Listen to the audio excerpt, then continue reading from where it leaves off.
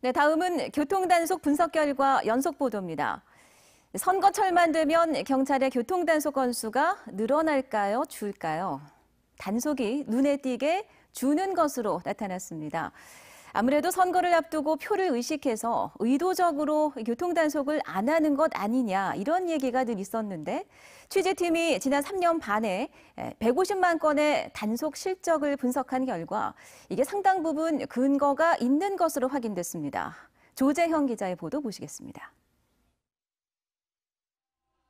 제7회 전국 동시지방선거가 있었던 올해 6월.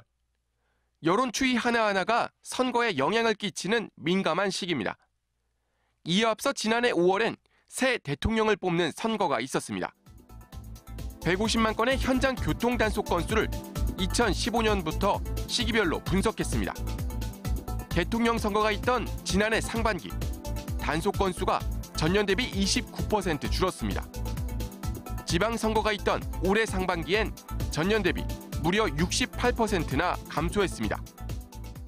현장 교통단속은 무인단속과 달리 경찰이 직접 운전자를 식별해 범칙금을 부과하는 방식이라 정부의 교통단속 방향이나 시책 등에 따라 단속 실적이 요동치는 경향이 있습니다. 저희들이 이제 가시적이고 좀 홍보형 이런 단속을 하고 있기 때문에 전에처럼 뭐 단속을 위한 단속이라든지 그거보다는 가시적으로 경찰관들이 보여주면서 어떤 교통사고를 예방하는 이런 목적으로. 또 단속 실적과 교통사고 발생 건수와의 상관관계도 뚜렷하지 않은 것으로 나왔습니다.